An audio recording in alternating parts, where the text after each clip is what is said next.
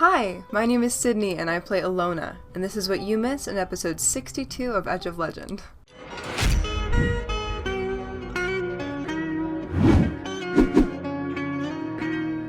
Woodward and Ichi return immediately to Adelphon Prime to inform the party on the attack on Bryax. Everyone mobilizes, including Zaka and his forces, to face Korokos head-on. When they reach Bryax, they realize the dwarves that reside there have most everything under control. The foes they're fighting don't seem to be that strong, and they're almost wrapped completely in bandages, covering their skin. Nevertheless, the party jumps into the fray. Rufa and Shionibus begin taking down enemies one by one, and with nobody in need of healing, Elona decides to finally try out her slam dance boots. What she didn't take into account is that her boots don't have the rune of pacification on them, and therefore can be lethal. That is exactly what happened on the battlefield.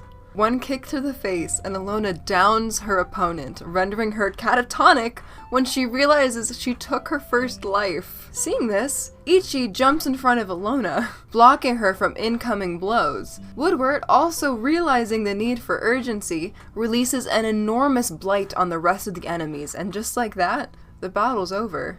Confused and devastated about what happened, Elona takes a closer look at their foes. She notices unfamiliar scales and seeming mutations, but then Shionibus sees Korokos descend from his castle with Malthenrax, and she stands to challenge him while everyone else stealths for cover. When Korokos approaches her, he once more extends an invitation to Shionibus to join his forces. She refuses again, throwing in multiple insults on how much of a failure he's become. But Korokos takes this and agrees. He then turns to the sky and calls out to his liege, the Green King, to summon the Forgotten Army. Amidst his speech, Shionibus shoots him in the throat for 69 damage. Nice. But as he sputters and coughs, the ground begins to rumble. Strange creatures emerge from the ground, sea, and sky, all scattering to Korokos' flying castle. And just like that, Korokos is once more out of reach, flying away with a bloody grin on his face.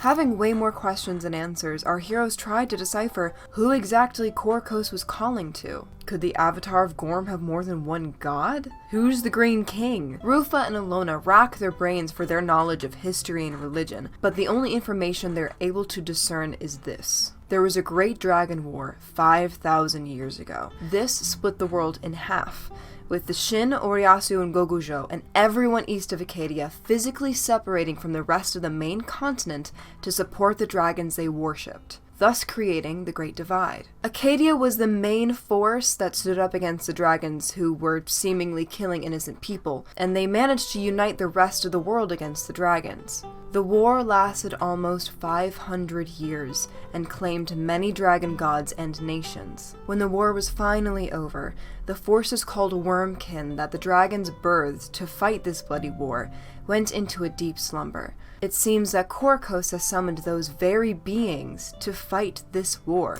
The heroes return to Adelphon Prime to find more information about the Green King. Elona heads to the Righteous Mile in hopes of finding Joe, who has direct ties to the dragon god Vigilmat. She finds them and asks them to look for the Green King, but Joe cannot find them.